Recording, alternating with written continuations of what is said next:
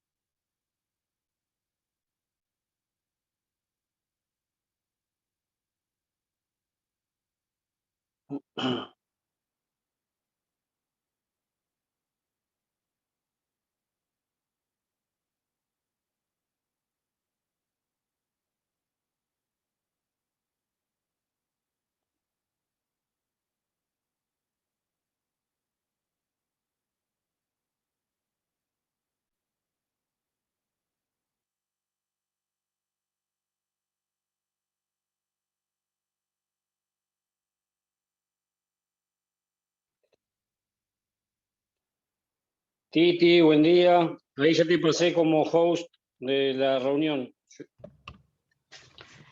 Buenas tardes, chicos. ¿Me escuchan bien? Les quiero pedir perdón, pero me pasaron mal los datos para entrar. Y yo los estaba esperando y no tenía alumnos. Así que bueno, ahora ya. ¿Me escuchan bien? Sí, muy bien. Sí, se escucha. Bueno, perfecto. Arranquemos entonces. Bueno, estuvimos viendo la clase anterior, la unidad de juez. Vimos en qué consistía su función de acuerdo a si era considerado un juez activista o un juez garantista. Estuvimos repasando un poco cuáles son sus garantías, cuáles eran sus garantías. También vimos cuáles eran sus incompatibilidades en el ejercicio de la función. Luego también hicimos una explicación respecto de lo que era el mecanismo de la recusación y de la excusación. Bueno, ahora vamos a centrarnos un poquitito en su elección, en su remoción, que algo adelantamos en la clase anterior, y vamos a intentar ver también cuáles son sus deberes y cuáles son sus facultades. ¿Hay alguna duda o podemos comenzar? Recuerden que si tienen dudas sobre algún otro tema también lo pueden consultar. Me interesaría saber si tienen alguna duda o podemos arrancar nomás.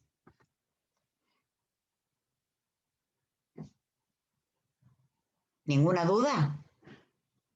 ¿Seguros?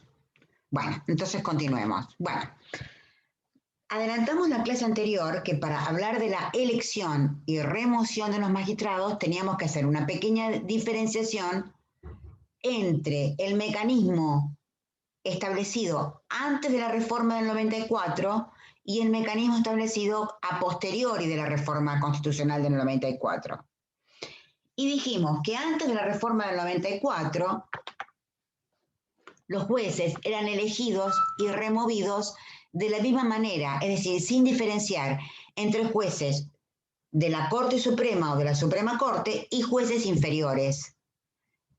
Esto es, antes de la reforma, todos los jueces, no importa de qué jerarquía sean, eran elegidos. Si hablamos de jueces federales por el presidente con acuerdo del Senado de la Nación, y por supuesto que si hablamos de jueces de la provincia de Buenos Aires, por el gobernador con acuerdo de la legislatura de la provincia de Buenos Aires.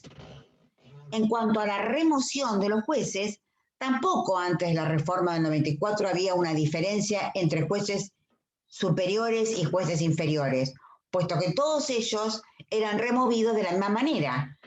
El mecanismo de remoción de jueces era el juicio político, que en el caso de esos jueces federales era digamos, un mecanismo en el que intervenía el Senado y la Cámara de Diputados de la Nación, y si hablamos de jueces de la provincia, intervenía obviamente diputados y senadores de la provincia de Buenos Aires, pero para todos ellos era el juicio político. Muy bien, con la reforma del 1994 se introducen importantes modificaciones en cuanto a la elección y la remoción de jueces. En cuanto a la elección, evidentemente introduce un órgano extrapoder. Digo que es un órgano extrapoder porque no forma parte de ningún poder del Estado, por eso se lo llama órgano extrapoder, que es el Consejo de la Magistratura. El Consejo de la Magistratura existe en los dos órdenes, o sea, existe un Consejo de la Magistratura de la Nación y un Consejo de la Magistratura de la provincia de Buenos Aires. Tienen funciones muy similares, ya sea en nación o en provincia. No solamente tienen poderes disciplinarios y tienen también control presupuestario del Poder Judicial, sino que la función, yo diría, más importante es justamente la de la elección de los jueces. En este caso, es un consejo que después vamos a ver cómo está constituido, pero en el caso de la elección de los jueces, como también adelantamos en la clase anterior, tiene a su cargo la confección de una terna, luego de realizar un examen a los aspirantes, y esa terna será para el Ejecutivo, ya sea de la Nación o de la provincia, una terna vinculante. Esto quiere decir que tanto presidente como gobernador, en su caso, deberán seleccionar al magistrado dentro de esa terna que le suministra el Consejo de la Magistratura. Ya sea a nivel nacional como a nivel provincial, el Consejo de la Magistratura tiene una ley que reglamente su ejercicio. En la Nación es la ley 24937, que establece cuáles son sus funciones. ¿Sí? Los artículos de la Constitución que han sido modificados por la reforma del 94 son el artículo 114 y el artículo 115 de la Constitución de la Nación. ¿Sí? Busquen ustedes cuáles son los cuáles son los artículos que hacen las mismas veces que el 114 y 115 en la Nación, en la provincia de Buenos Aires, y por supuesto cuál es la ley del Consejo de la Magistratura en la provincia de Buenos Aires. ¿Sí? Muy bien. Eso es en cuanto a la elección de jueces. Repito entonces, con la reforma del 94, los jueces inferiores son elegidos a través del Consejo de la Magistratura. Una vez que el Consejo de la Magistratura realiza la terna, el Ejecutivo selecciona dentro de esa terna y requiere ahí recién el acuerdo del Senado. Esto es para jueces inferiores, puesto que los jueces de la Corte Suprema de Justicia de la Nación son elegidos de la misma manera que antes de la reforma, es decir, solamente interviene presidente y Senado. Para jueces de la Corte Suprema no interviene el Consejo de la Magistratura, porque, repito, el Consejo solamente se reserva para jueces inferiores. ¿Sí? Muy bien.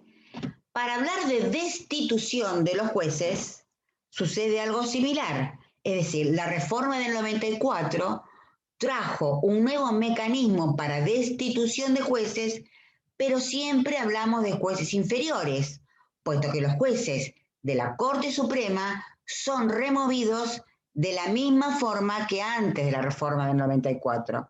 Esto es por juicio político. El juicio político, que no es solamente un mecanismo para destitución de jueces de la Corte, sino que también es un mecanismo para destituir al presidente, para destituir a ministros, es un mecanismo en donde interviene la Cámara de Diputados y la Cámara de Senadores de la Nación. Es un juego entre los artículos 53 y 59 de la Constitución de la Nación. El artículo 53 dice que la Cámara de Diputados es quien acusa, y el artículo 59 dice que el Senado es quien juzga en juicio político.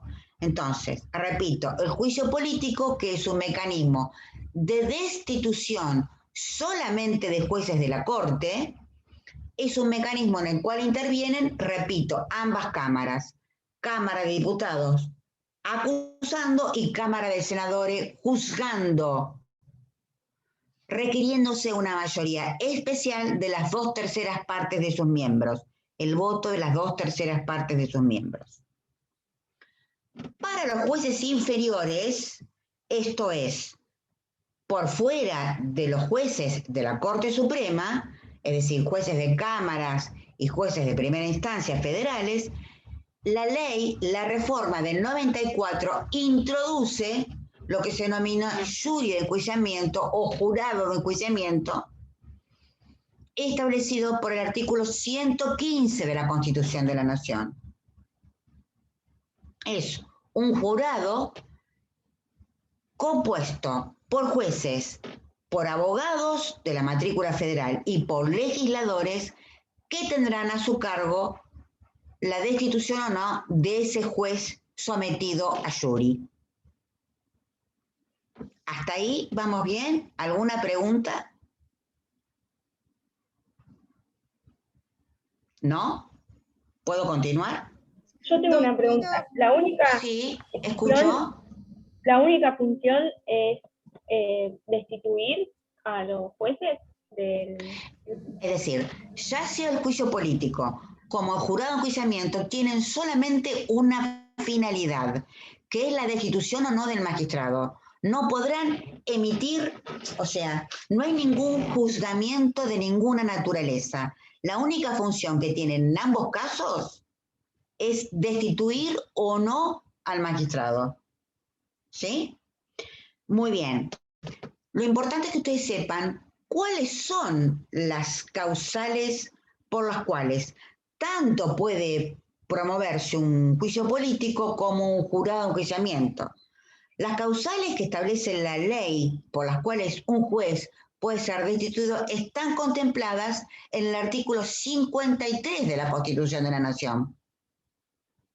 O sea, en la misma oportunidad en que dice que la Cámara de Diputados puede juzgar, ahí mismo, en ese mismo artículo, están establecidas cuáles son las causales por las cuales un juez puede ser o sometido a juicio político o sometido a jurado, de acuerdo a qué clase de juez sea, ¿verdad? ¿Y cuáles son las causales del 53? Es muy sencillo. Dice que puede ser, se puede promover el juicio político o el jury de enjuiciamiento o por mal desempeño en sus funciones, o por delitos comunes, o por delitos en el ejercicio de sus funciones. ¿Por qué hace la diferenciación el artículo 53 entre delitos comunes o delitos en el cumplimiento de sus funciones? Porque hay delitos que solamente los puede cometer un funcionario público o los puede cometer un juez. Es decir, delitos que requieren que el sujeto activo tenga una condición especial. Por eso no se los llama delitos comunes. Por ejemplo, un delito que requiere que el sujeto sea un juez es, por ejemplo, el delito de prevaricato. El delito de prevaricato es un delito que solamente pueden cometer los jueces. O sea, un ciudadano común no puede cometer prevaricato, porque para realizar el prevaricato se requiere una condición especial en el sujeto activo. Se requiere ser juez. ¿Por qué? ¿Qué quiere decir prevaricato? Prevaricato es emitir sentencia, dictar sentencia a sabienda que se está violando la ley. Ese delito de dictar una sentencia violando la ley con dolo, es decir, sabiendo que se viola la ley, es un delito que solamente pueden cometer aquellas personas que son jueces. Yo no puedo realizar un prevaricato, ustedes no pueden realizar un prevaricato, un juez sí, porque reúne la condición del sujeto activo. Quiere decir que entonces, el artículo 53 prevé cuáles son las causales por las cuales un juez puede ser o sometido a jury, en el caso de ser un juez inferior, o a un juicio político, en el caso de ser un ministro de corte o un juez de corte. ¿Y cuáles son? Repito, mal ejercicio de sus funciones, delitos comunes o delitos en el cumplimiento de sus funciones. ¿Esto está claro? ¿Sí? Sí. Muy bien. Entonces, una vez que establecimos cuál es el mecanismo de elección, que reitero, intervención del Consejo de la Magistratura a raíz de la reforma del 94, repito, es un organismo extrapoder, porque no pertenece ni al Ejecutivo, ni al Judicial, ni al Legislativo, por eso se lo llama organismo extrapoder, y es un organismo que interviene a raíz de las fuertes críticas que existían antes de la reforma del 94 por la manera de elección de los jueces, ¿no? Es decir, antes del Consejo de la Magistratura, la manera en que se elegían los jueces era netamente político. Intervención del presidente con acuerdo del Senado. A partir de la reforma del 94, se introduce este órgano que tiene a su cargo la confección de una terna y que los presidentes elegirán a un candidato dentro de esa terna. No puede elegir otro postulante que no esté en esa terna. ¿Sí? Por eso digo que es una terna vinculante. Una vez que elige uno de la terna, ahí recién requiere la anuencia o la conformidad del Senado, siempre con una mayoría especial de las 2/3 partes de sus miembros. Esto para jueces inferiores. Para jueces de la Corte, seguimos el mecanismo viejo. Solamente interviene el presidente con el acuerdo del Senado. Esto para la elección. Repito, artículo 114 de la Constitución de la Nación. Para la remoción, nos tenemos que remitir al artículo 115, que establece que para los jueces de la Corte se seguirá utilizando el juicio político. ¿Sí? Acusa Cámara de Diputados, juzga Cámara de Senadores. ¿Sí? La denuncia a la Cámara de Diputados la puede presentar cualquier ciudadano común. Una vez que la denuncia entra a la Cámara de Diputados, hay una comisión dentro de la Cámara que evaluará si la denuncia es procedente o no es procedente, vota, y una vez que vota, eleva a la Cámara de Senadores, quien tiene a su cargo juzgar en juicio político. ¿Sí? Esto siempre y cuando, repito, estemos hablando de jueces de la Corte Suprema. Si, por lo contrario, a quien se pretende destituir es un juez inferior, entra lo que se llama el mecanismo del jurado de enjuiciamiento o jury de enjuiciamiento, artículo 115 de la Constitución de la Nación, que es un mecanismo para jueces inferiores. Tanto en un caso como en otro caso, el artículo 53 establece cuáles son las causales para su destitución, que reiteramos son o mal desempeño, o delitos comunes, o delitos en el ejercicio de sus funciones. En el caso de que sea destituido el juez por delitos, una vez que sea destituido, será sometido a la justicia ordinaria como cualquier ciudadano. Pero previo debe ser destituido de sus funciones para luego ser sometido a la justicia ordinaria. ¿Sí? ¿Alguna duda? Una vez que terminamos la unidad, chicos, yo les voy a hacer un cuestionario, ¿sí? Que lo voy a subir a la plataforma, un cuestionario comprensivo de todos los temas y todas las preguntas que me interesa que ustedes sepan de esta unidad. ¿Sí? Es un poco como un cuestionario guía, con todos los puntos que ustedes requieren saber de esta unidad. ¿Estamos de acuerdo? Están haciendo preguntas en el chat. Yo A todavía ver. no tengo acceso a pagarlo virtual. Un segundito, a ver. La terna vinculante que se presenta al presidente es... Sí, o sea, ahí me están preguntando si la terna es para jueces federales. Digamos, Consejo de la Magistratura es Consejo de la Magistratura en la nación y en la provincia. ¿Esto qué quiere decir? Que las ternas se realizan. El Consejo de la Magistratura Nacional las realiza para que el presidente elija jueces federales. Y el Consejo de la Magistratura de la provincia realiza la terna para que el gobernador elija los jueces de la provincia. Ambos se comportan de la misma manera. Tienen leyes distintas, pero se comportan de la misma manera, tanto nación como provincia. ¿Sí? O sea, si el consejo se la eleva al presidente, entonces ustedes ya saben que estamos hablando de jueces federales. Pero si el consejo se la eleva al gobernador, entonces ya sabemos que estamos enfrente a jueces ordinarios o de la provincia de Buenos Aires. ¿Sí? ¿Está claro?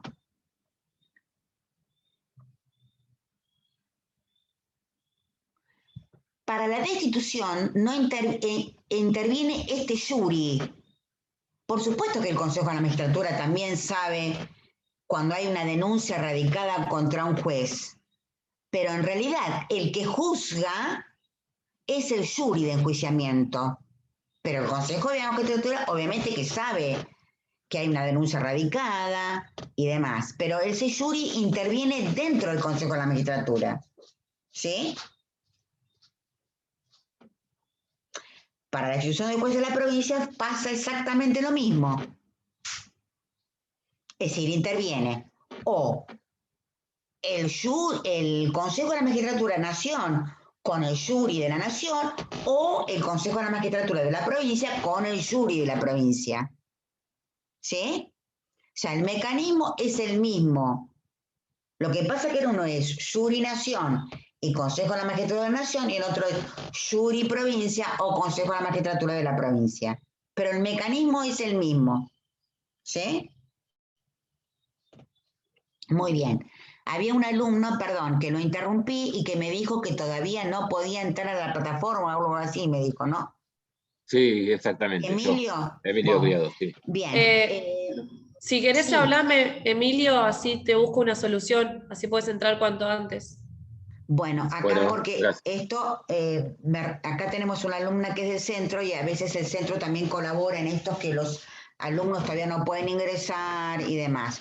Yo, Emilio, no te puedo ayudar porque no tengo ni idea cómo es que ustedes entran a la plataforma, pero acá hay una compañera Juliana que te puede dar una mano, ¿eh? Bueno, en definitivo, lo que les decía, yo al final de la unidad hago una especie de cuestionario comprensivo de todos los puntos que ustedes deberían saber de esta unidad para el parcial. ¿Estamos de acuerdo?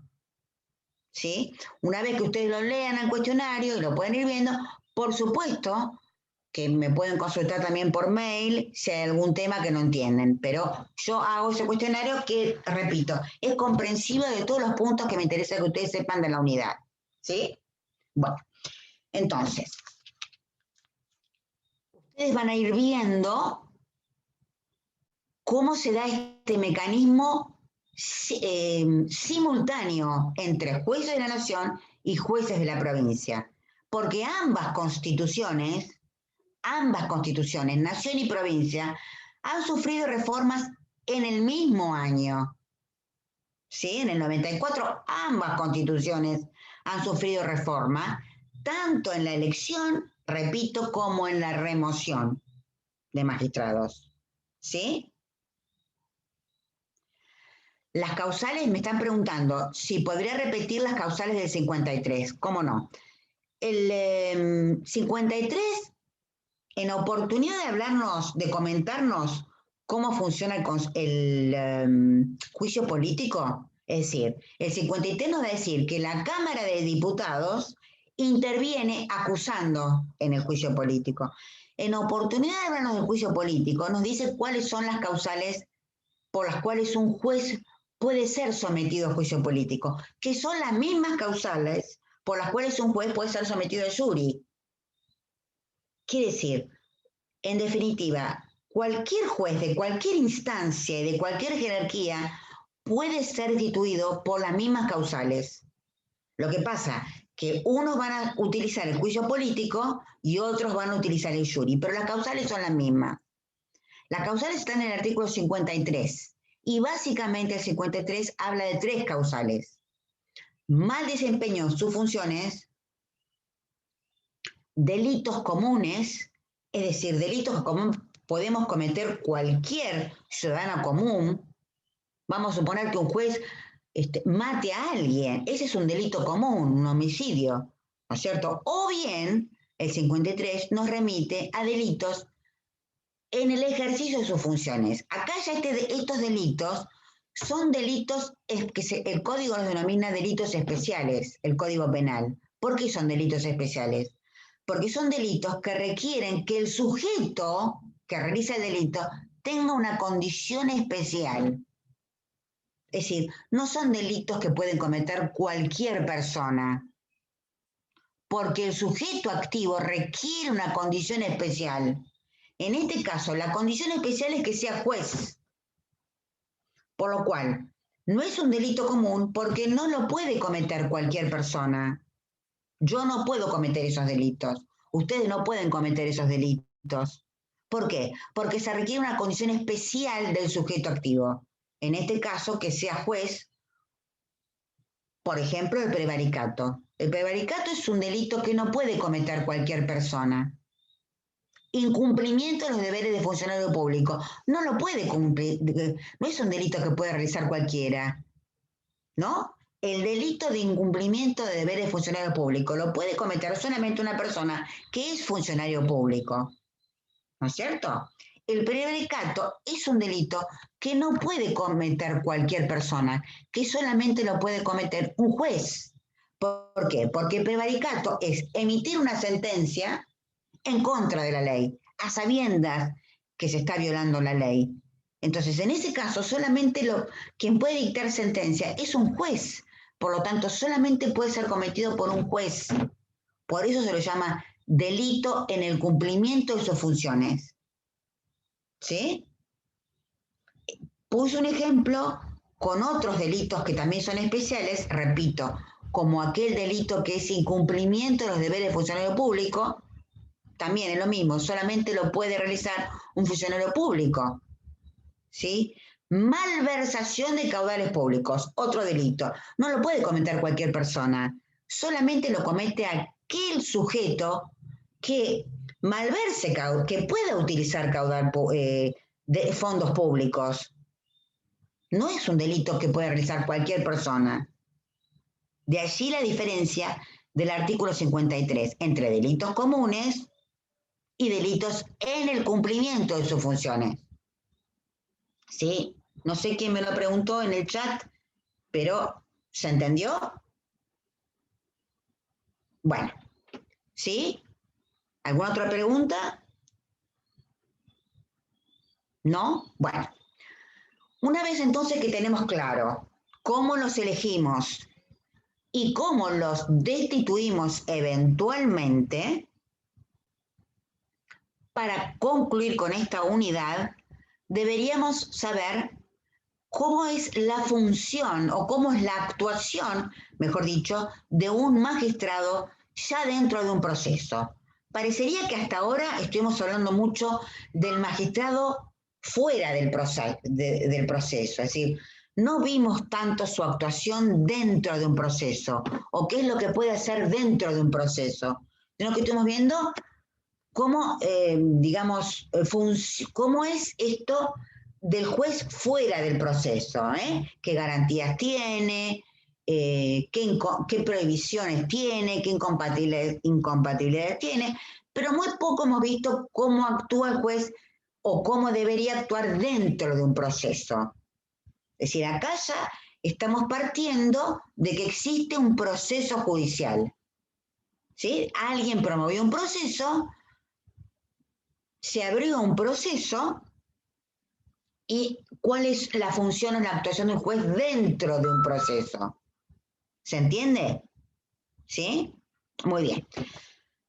Para saber cómo actúa el juez dentro de un proceso, yo me tengo que consultar el Código de Procedimientos de la provincia de Buenos Aires. ¿Sí? Porque ya, repito, estoy frente a un magistrado que va a actuar dentro de un proceso.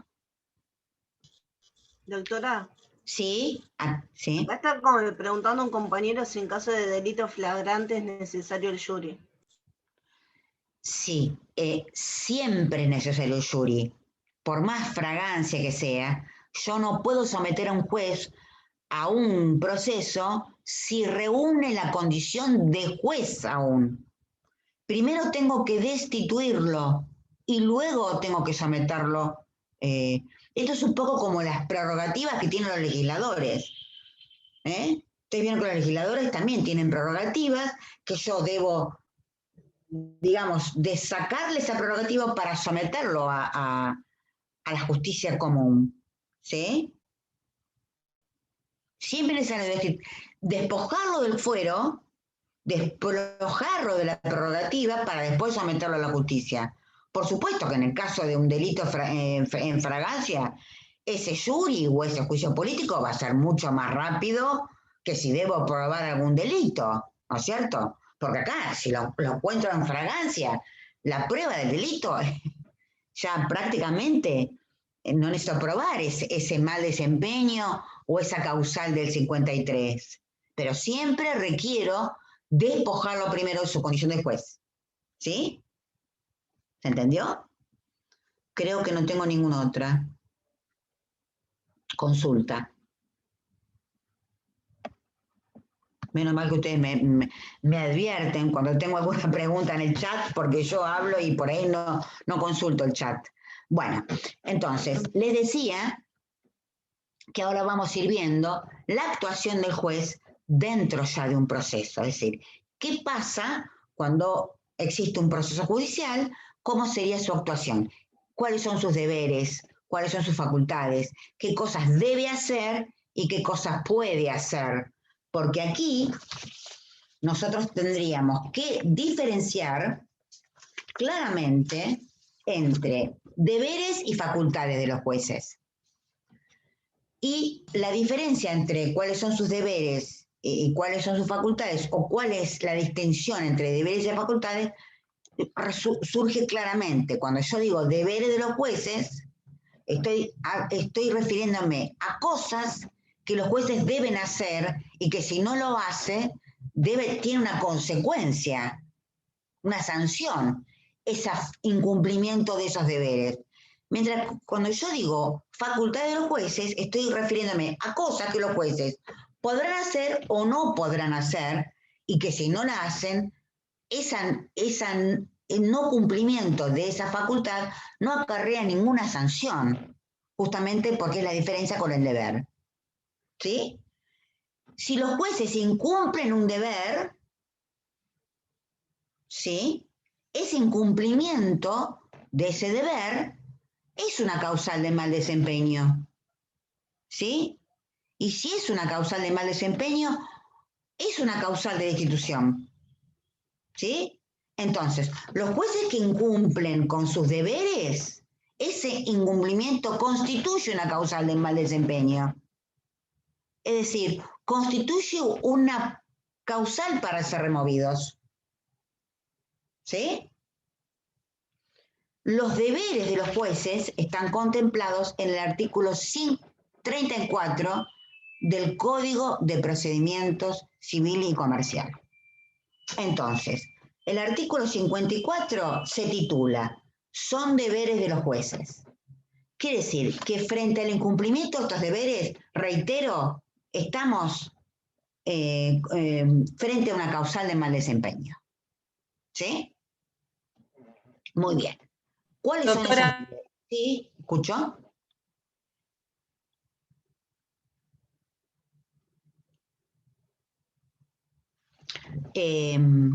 Acá hay una alumna que dice que leyó Perspectiva de Género y que no entiendo qué quiero decir contiene varios requisitos más.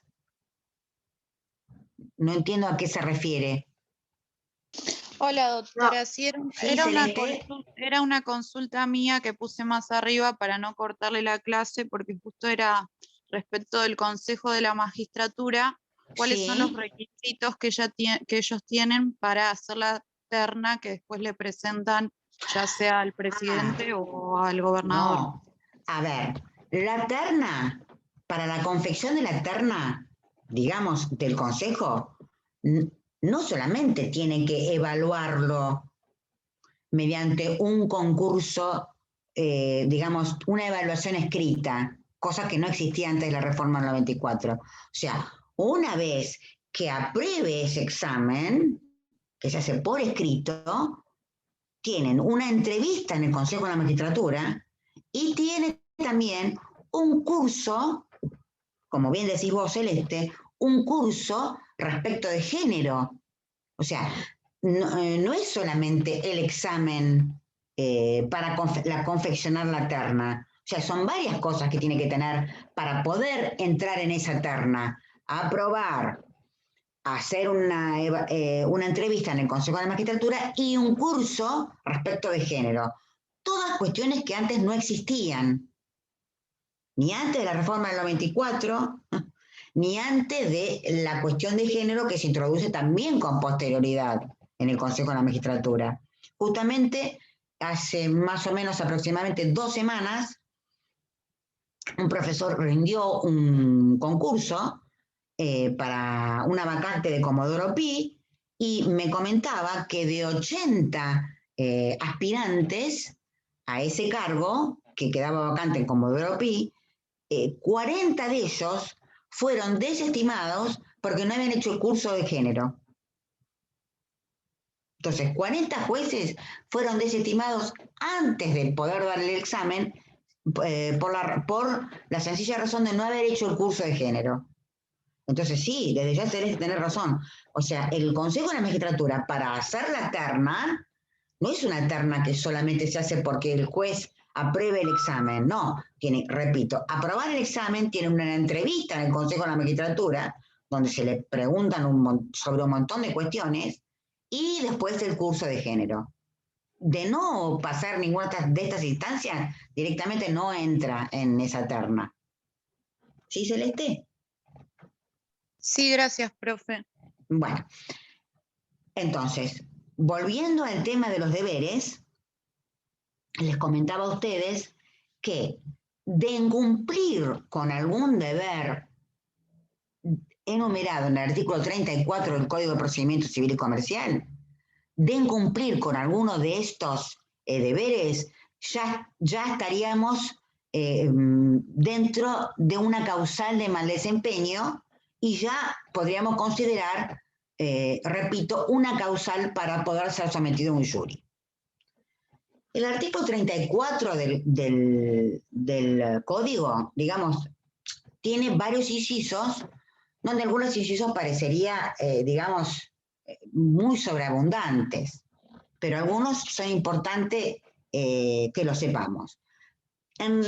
Cuando nosotros evaluamos respecto de estos deberes de los jueces, no es que les vamos a pedir todos los incisos del 34, pero, digamos, sépanse en la mayor cantidad de incisos posibles cuando vamos a evaluar. Yo los voy a leer y vamos a ir explicando cada uno de ellos. ¿Les parece bien? Muy bien. El artículo 34 dice, el inciso primero, asistir a las audiencias de prueba. Ustedes saben que nuestro sistema es un sistema por ahora netamente escrito, sobre todo en civil y comercial. Sin embargo, el artículo 34 dice que el juez tiene el deber de asistir en persona a la audiencia fijada si las partes se los piden con 2 días de anticipación. ¿Qué quiere decir? Que generalmente en las audiencias no participa el magistrado en persona, sino que puede participar un secretario o una persona del tribunal, del juzgado, pero no el juez, salvo, dice este inciso, que la parte pida que el juez de manera personal asista, en cuyo caso es su deber hacerlo. ¿Sí? Hay algunas audiencias en que la ley dice que tiene que participar personalmente, pero si no, si las partes deben pedir que asista en forma personal a esas audiencias. Si la parte, repito, lo solicita, es su deber participar de manera personal. Muy bien, entonces, primer deber, asistir de manera personal a las audiencias, si las partes así lo piden con 2 días de anticipación a la fecha fijada para la audiencia. Primer deber. El segundo deber dice que debe decidir las causas según el estado en que haya quedado para decisión. ¿Qué quiere decir esto? Que los jueces deben mantener un orden para decidir las causas, ¿no? Si las causas, de acuerdo al estado en que vayan quedando para decidir, debe respetar ese orden, ¿no? No puede alterar ese orden. Segundo deber. Es decir, decidir de acuerdo a cómo las causas vayan quedando en estado de decisión. ¿Sí? Muy bien. Luego, el inciso 3 dice que debe respetar los plazos para dictar las resoluciones. Fíjense ustedes que el inciso 3 se subdivide a su vez en 3 incisos, el inciso A, B y C. ¿Por qué se divide entre A, B y C? Porque ustedes van a ver después, más adelante, que las decisiones judiciales pueden ser de varios tipos. Desde la decisión más importante, que es la sentencia definitiva, a la decisión más simple, que son las de mero trámite. Es decir, hay 3 tipos básicamente de resoluciones. Las de mero trámite, que son las decisiones más simples que toma el juez en la causa.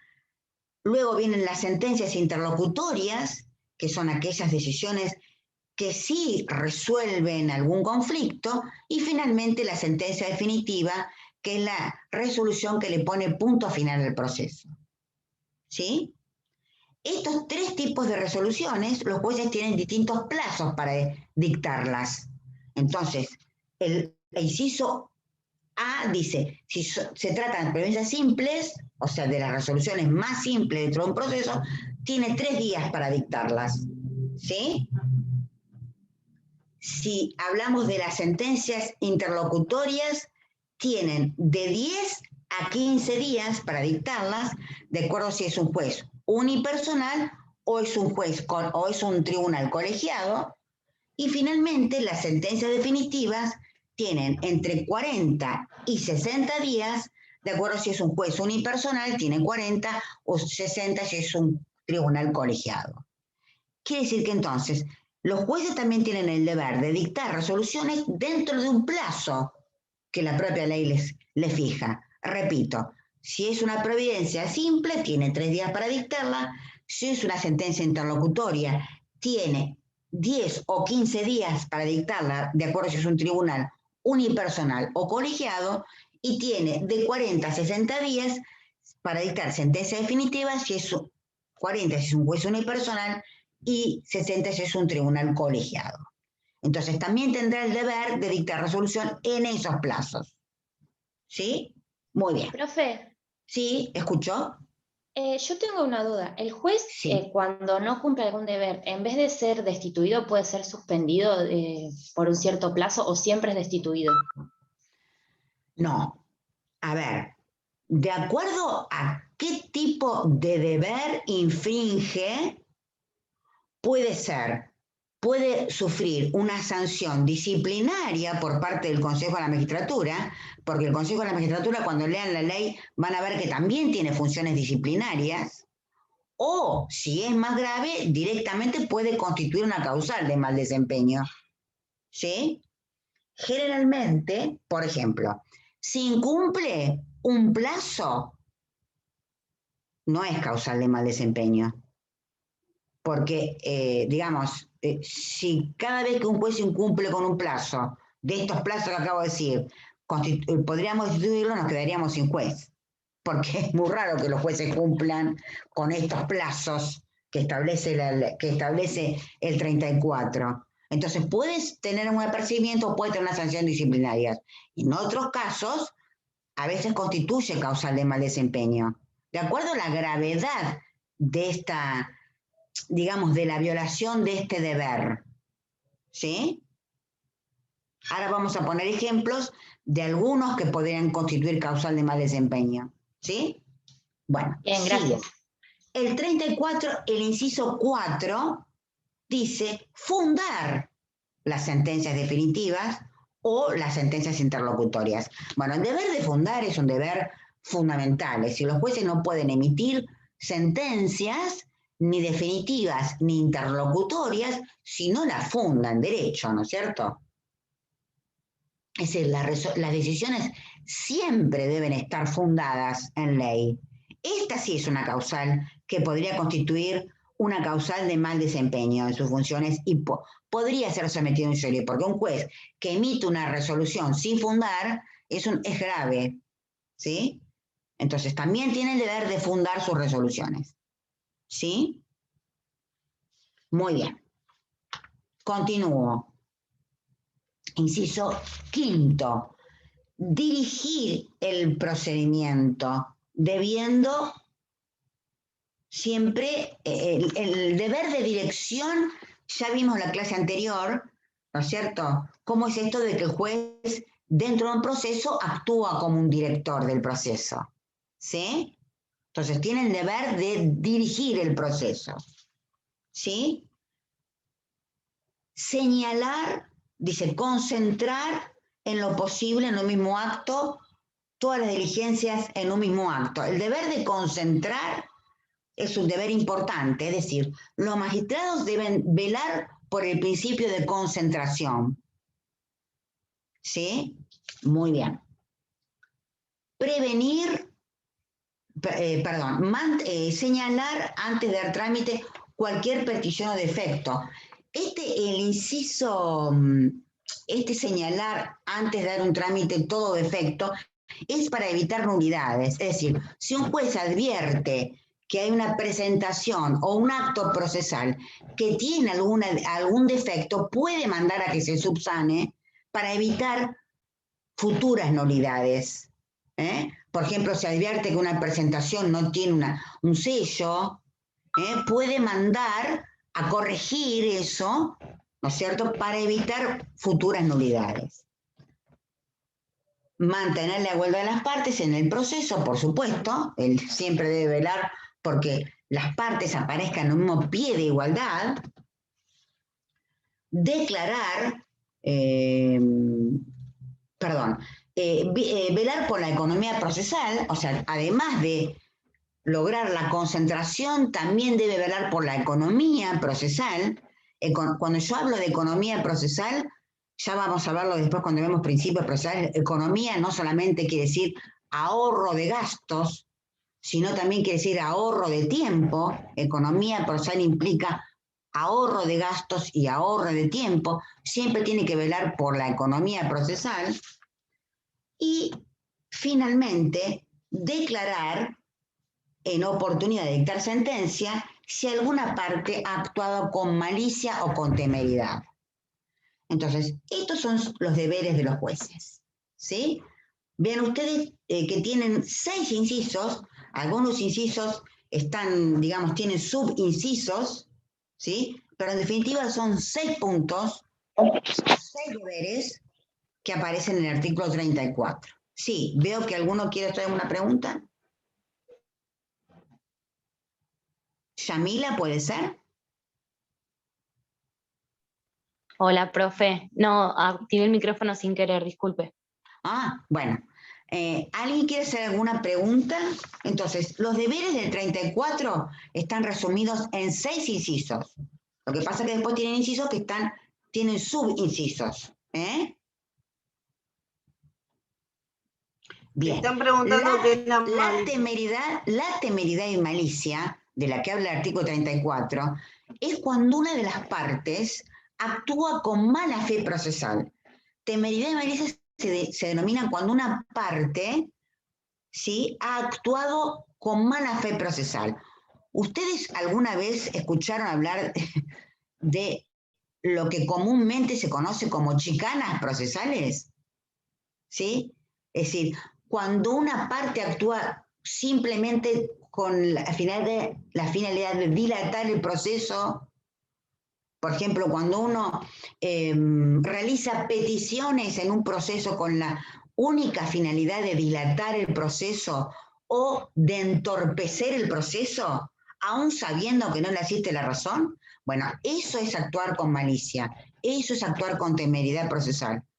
Cuando una parte se vale de mecanismos procesales sabiendo que no le asiste la razón con la única finalidad de dilatar el proceso. La parte que actúa de esa forma se denomina es actuar con malicia o con temeridad procesal. Se llama mala fe procesal. ¿Sí? ¿Se entendió? Daniel creo que me los consultó. Muy bien. Bueno, entonces, reiteramos. El artículo 34 establece los deberes de los jueces. Si avanzo al artículo 35 y el artículo 36, ya dejamos de hablar de deberes para hablar de facultades. ¿Sí? Entonces, el 35 y el 36 ya habla de facultades, es decir, habla de cosas que los jueces pueden hacer dentro de un proceso, ¿sí? Pero si no las hace, digamos, no existe ninguna consecuencia sancionatoria para un juez que deja de aplicar una facultad, ¿sí? Porque justamente son cosas que puede hacer. ¿Se entiende?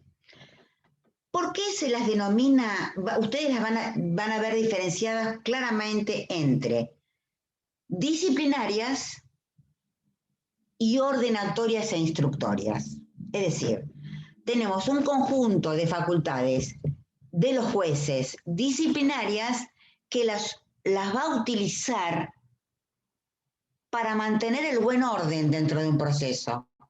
Es decir, las facultades disciplinarias las utiliza el juez, o las puede utilizar el juez, para mantener el buen orden dentro de un proceso. Mientras que las facultades ordenatorias e instructorias las utiliza el juez para ordenar el proceso, ¿sí? Para que el tránsito del proceso sea ordenado, sea prolijo, pueda llegar a la sentencia definitiva en buenas condiciones, si se quiere, ¿sí? Entonces, las disciplinarias tienen que ver con los sujetos del proceso y las ordenatorias e instructorias tienen que ver con los actos del proceso o con el camino que transita el proceso, ¿sí? Bueno, vamos a comenzar por el 35, que habla de las facultades disciplinarias, ¿sí? Entonces, claramente reza el artículo. Para mantener el buen orden y decoro de los juicios, ¿sí? Los jueces y tribunales podrán.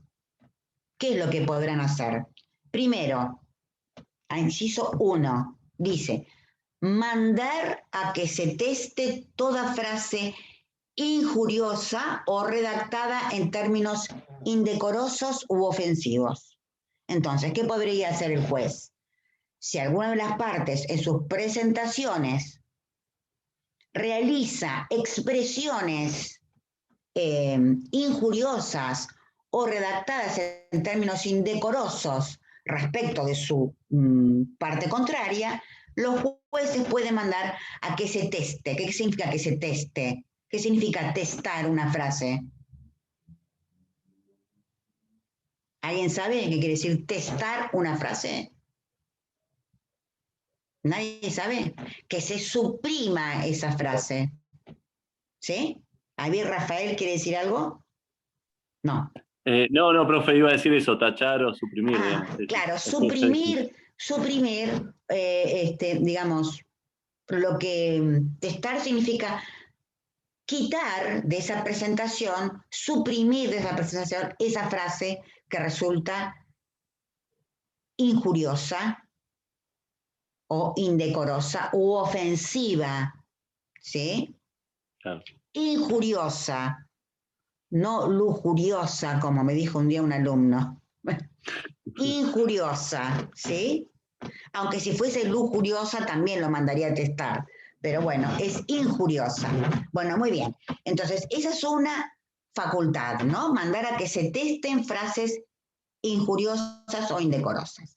La segunda medida disciplinaria que puede tomar es excluir de las audiencias a una parte que la perturbe, ¿sí? Entonces, puede el juez, en el transcurso de una audiencia, si hay una parte que la está perturbando de manera intencional, puede mandar a que se excluya de la audiencia a esa parte, ¿sí? Cuando yo hablo de parte, estamos hablando de parte propiamente dicho y de sus representantes, o sea, sus abogados también pueden ser excluidos, ¿sí? Muy bien. Y el tercer inciso del artículo 35, repito, facultades disciplinarias de los magistrados, es aplicar otra corrección que autorice el código, que incluso podría ser hasta multas procesales, o sea, puede incluso disponer sanciones pecuniarias. Cuando uno habla de multa, habla de sanciones pecuniarias. Puede ordenar, repito, multas procesales para aquellas partes que obstruyan el devenir normal de un proceso. Entonces, las facultades disciplinarias son 3. Claramente el 35 habla de 3 facultades disciplinarias. La primera es que se manden a testar las frases.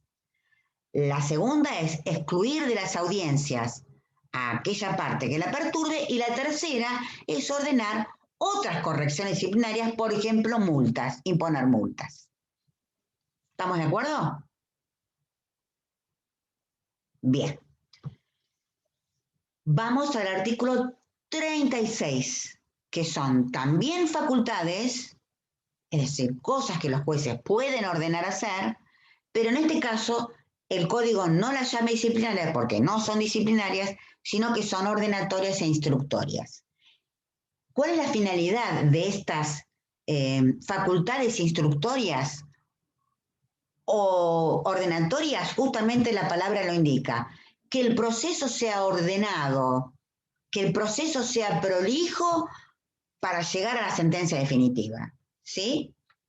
Y fíjense que el 36 dice, aún sin requerimiento de las partes, con lo cual yo ya sé que las partes pueden requerirlo, pero aún si las partes no lo requiriesen, los jueces y tribunales podrán, ¿sí? Recuerden que cuando yo leo podrán, ya sé que estoy en presencia de facultades y no de deberes. Porque si fuesen deberes, ¿cómo diría? No diría podrán, ¿no es cierto? ¿Cómo dirían?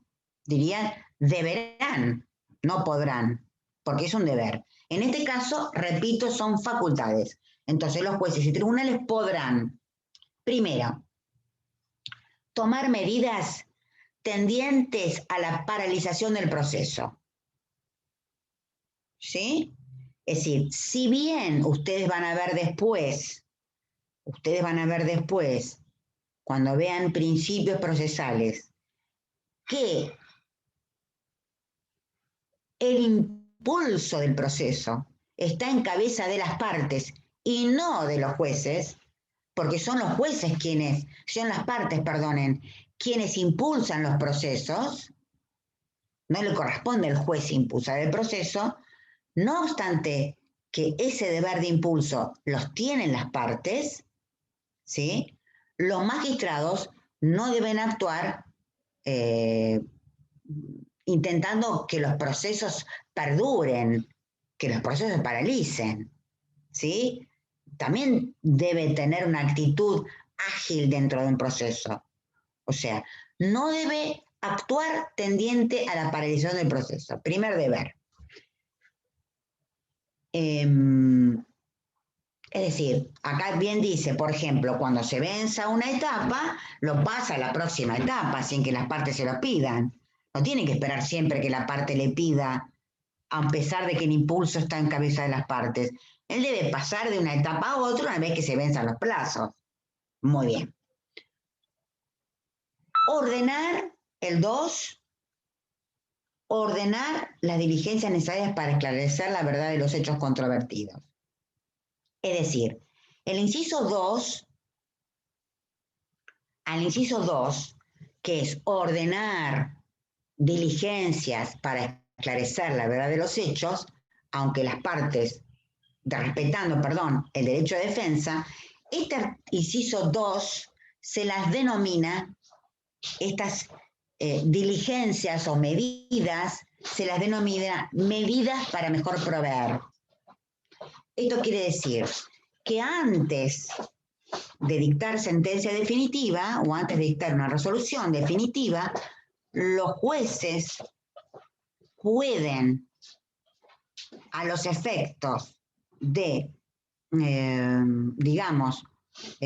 obtener la verdad de los hechos, pueden solicitar medidas, ampliar medidas de prueba que ya se hayan dictado. Por ejemplo, puede mandar a un testigo a que vuelva a declarar, puede solicitar que algún dictamen pericial se amplíe, pero es importante lo que dice el mismo inciso. Dice, respetando el derecho de defensa de las partes. ¿Qué quiere decir? Es muy importante esta parte del inciso. ¿Por qué?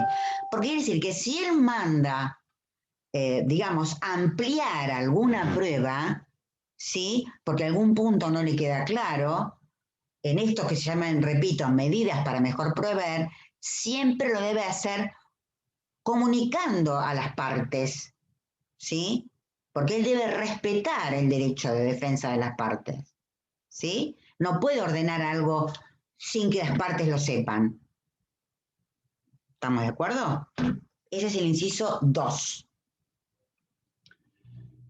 El 3 dice, puede mandar a corregir algún error material o alguna omisión de la sentencia. Vamos a suponer que los jueces han dictado una sentencia, ¿sí? Y una vez que dicta esa sentencia, advierte que cometió algún error material involuntario. No sé, cuando mencionó las partes y dijo Juan Alberto Pérez, cuando en realidad la parte se llamaba Juan Francisco Pérez, por ejemplo. Eso es un error material o un error involuntario. O, por ejemplo, condenó a una parte a pagar 2 millones de pesos y cuando lo puso en letra puso 2.000 en vez de 2 millones. Eso es otro error material. Los errores materiales no son errores que tienen que ver con el fondo de la cuestión, ¿sí? Sino que son justamente errores superficiales de la sentencia. En ese caso, si son errores materiales o errores superficiales, repito, que no hacen al fondo de la cuestión, que no le cambian el sentido a la sentencia, entonces el juez los puede mandar a corregir. ¿Sí? Muy bien. De oficio. ¿Qué quiere decir de oficio? Repito, sin que las partes se lo pidan. Muy bien. El inciso 4 es un inciso muy importante porque consiste en una facultad que tienen los jueces de reunir a las partes a los fines de intentar una conciliación. Fíjese que dice, disponer en cualquier momento la comparecencia personal de las partes para intentar una conciliación. O sea, que los jueces tienen también, dentro de sus facultades, la posibilidad de reunir a las partes, de llamar a las partes, para intentar una conciliación. Es decir, evitando así llegar a la sentencia definitiva. ¿Mm? Muy bien. Esa es otra facultad. El inciso quinto también tiene que ver con lo que les hablaba anteriormente, con esto que se la denomina medida para mejor proveer. Fíjense que dice la comparecencia de peritos o de testigos. Se insiste en esto de que los jueces tienen esta posibilidad o esta facultad de, antes de emitir una sentencia, una decisión, poder chequear o poder rever estas pruebas, digamos, para llegar mejor convencido a esa decisión final, ¿no? Bien, esto es el inciso quinto. Y el inciso 6, finalmente, es la posibilidad de ordenar a que se incorporen a la causa documentación que pueda estar en poder de las partes. ¿Mm? Muy bien. Entonces, repito, el artículo 36 nos hablan de las facultades ordenatorias e instructorias que tienen que ver, repito, con mantener un proceso o transitar el proceso de manera más ordenada, de manera más prolija y llegar a la decisión final de una manera con mayor convencimiento, si es que al magistrado le queda alguna duda, a pesar de la prueba producida en el expediente. ¿Sí? Muy bien. Finalmente, el 37, el artículo 37, habla de la posibilidad que tienen los magistrados de dictar o de disponer sanciones que se denominan conminatorias. Las sanciones conminatorias, que están en el artículo 37, se las conocen con el nombre de astraintes o sanciones conminatorias. Las sanciones conminatorias que el juez puede disponer en la causa tienen dos características. Son siempre progresivas, fíjense aquí dice, son progresivas y que tienden a que las partes o que entidades cumplan con una manda judicial, es decir, cumplan con un mandato judicial. Son siempre pecuniarias y progresivas. ¿Qué quiere decir? Que son en dinero, son sanciones estipuladas en dinero y son siempre progresivas. Por ejemplo, yo puedo decir que como alguien no cumple con un mandato judicial, yo le voy a aplicar unas astraintes de 3.000 pesos diarios hasta que no lo cumpla. Por ejemplo, yo impongo, yo mando a que una empresa le embargue a una persona, a un empleado, su sueldo en un 20%. Vamos a suponer que esa empresa no cumpla con ese embargo, entonces yo puedo imponer una sanción pecuniaria y progresiva y le digo, yo le voy a aplicar a esa empresa una multa de 2.000 pesos diarios hasta que no cumpla con el mandato judicial. Eso se llama sanciones compulsivas o astraintes, que se aplican, repito, a una parte o a un ente, o sea, a una persona física o a una persona jurídica que incumple con un mandato judicial. Y que la característica de estas sanciones que se llaman astraintes son que son pecuniarias y progresivas. ¿Estamos de acuerdo? Artículo 37. Sanciones conminatorias o astraintes. Muy bien. Entonces, repito, artículo 34, deberes. Artículo 35, 36 y 37 deberes de los jueces. Deberes que pueden ser disciplinarios, que pueden ser facultades que pueden ser disciplinarias, que pueden ser instructorias u ordenatorias dentro de un proceso, o que pueden ser pecuniarias y progresivas. Son siempre facultades estos tres últimos artículos. ¿Sí?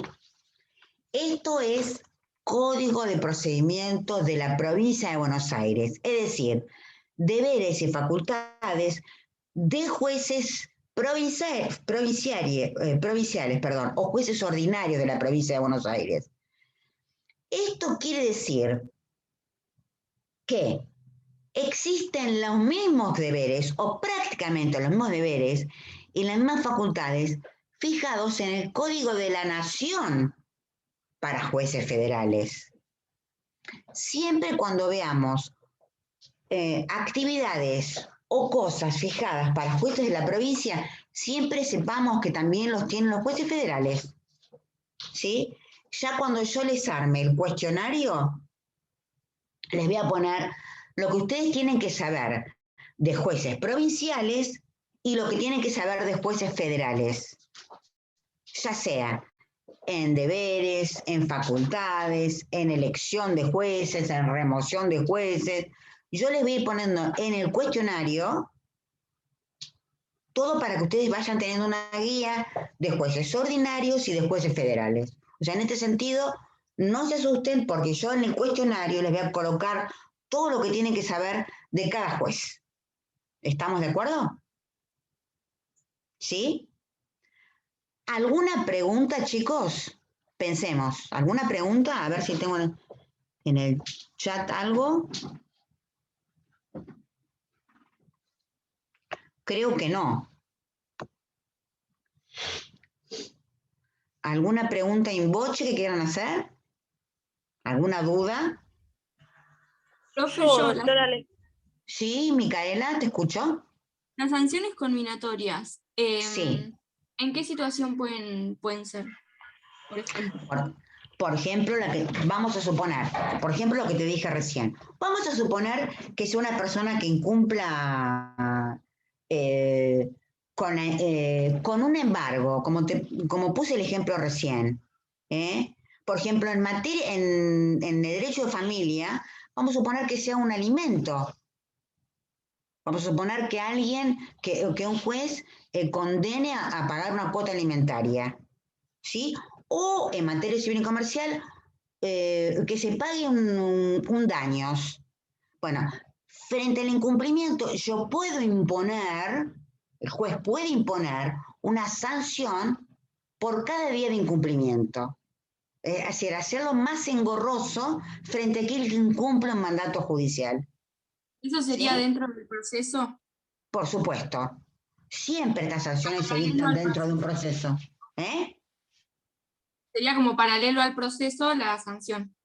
No, dentro del proceso, dentro de un proceso, o sea, el juez establece dentro de un proceso estas sanciones. ¿Sí? Gracias.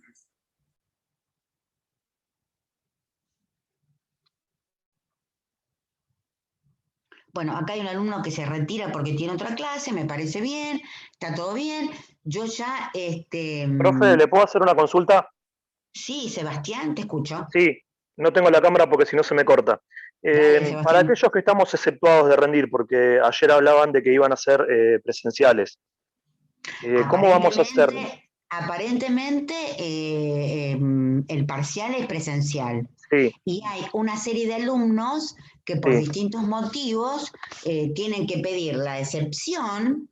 Sí, ¿no? yo ya la pedí en su momento. Creo que eso, Secretaría Académica reúne la gente que está excepcionada de presentarse en forma presencial y Bien. nosotros con el doctor Basso, que es el titular, vamos a ir viendo este conjunto de alumnos de todas las comisiones que estarán exceptuados, que no sé cuántos están, y les tomaremos a esos alumnos de forma, digamos, remota.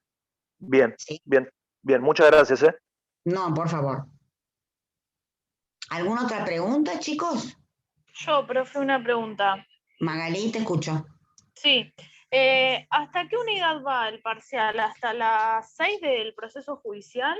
Me parece que es hasta las 6. Yo, a ver, te digo, tengo entendido,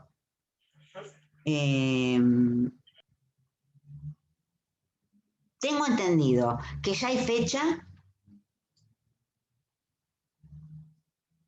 A ver.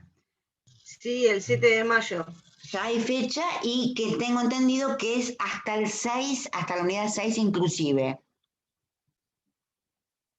¿Sí? Sí, tengo entendido que ustedes están viendo con el doctor Vicente la unidad número 1. Sí. Con la doctora Pereira la unidad de jurisdicción y competencia. ¿Sí? Sí. Y con el doctor Basso la unidad de organización judicial. Sí.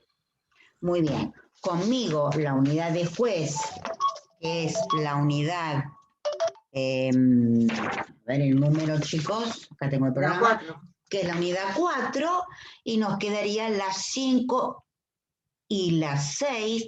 No estoy segura si es hasta las 6 inclusive, ¿eh? Me pareció que el doctor Basso dijo hasta las 6 inclusive. De ser así, yo les mandaría a ustedes el cuestionario para terminar con la unidad 4 y para que ustedes tengan una guía de la unidad 4 y arrancamos con la unidad 5. Arrancaríamos con la unidad 5. Porque hay otras unidades que son un poco más largas que juez.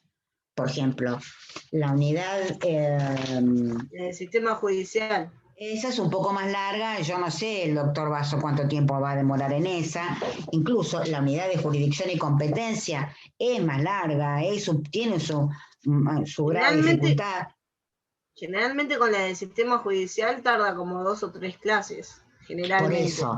Por eso, digamos que la unidad de juez es una unidad un poco más corta. La parte, ya les digo, le adelanto ya, chicos, que la última parte, funcionarios judiciales, 2 cosas le voy a poner yo en el cuestionario y ya está, porque eso no es importante. Vieron que en la unidad 4, el último punto, el 5, dice funcionarios judiciales, no. Yo eso, lo único que tienen que saber que son auxiliares de la justicia y yo ya se los voy a ir poniendo en el cuestionario. Así que yo ya doy por finalizada esta unidad, la unidad de juez, con el cuestionario que les voy a hacer, para que ustedes tengan una guía. Así que yo ya estaría en condiciones de empezar otra unidad. ¿Sí? No sé mis compañeros, porque repito, la única unidad que no es tan larga es la unidad número 1. Pero después el resto, tanto la 2 como la de sistema, la 3, son unidades largas. O sea que yo no creo que ellos las terminen tan rápidamente. Bueno, pero esto lo vamos a ir viendo. Ya saben que tampoco es necesario. Sí, te escucho. ¿Quién está hablando? ¿Melanie? No. Melanie. Sí, Melanie, las facultades disciplinarias, ordenatorias e introductorias, ¿se aplican a todos los jueces? Por supuesto. Sí. Quería saber eso, si era a todos los jueces en general o si era... Sí. Igual, digamos, la actividad que realizan los jueces de la Suprema Corte de Justicia, digamos, es distinta en el sentido de que tienen otras clases de procesos que se ventilan allí. Es decir,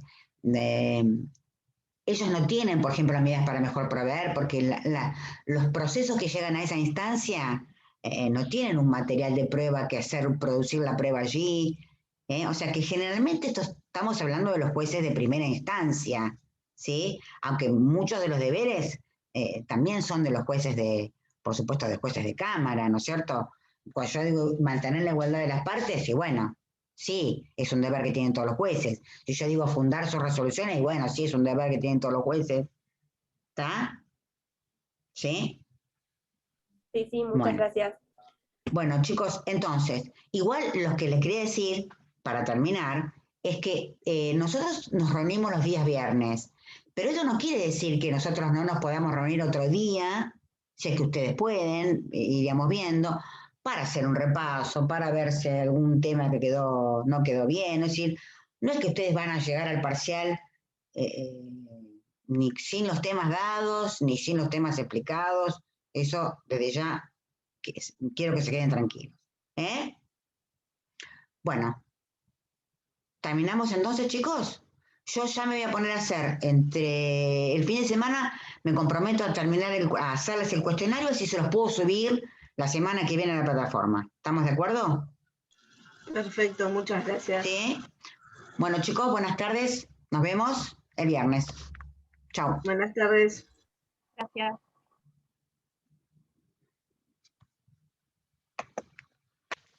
Bueno, me voy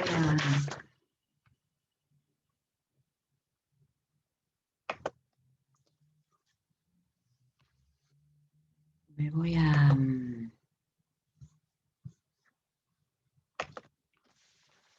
masajes. Tengo una pregunta. ¿Había sonado más tarde que yo había frisado? No te escuché. ¿Sonó más tarde que yo había frisado? Sí. Porque viene Gaby solo, el domingo. Y con la mujer. No, Gaby solo. No sé. Entonces casi solo. ¿Eh?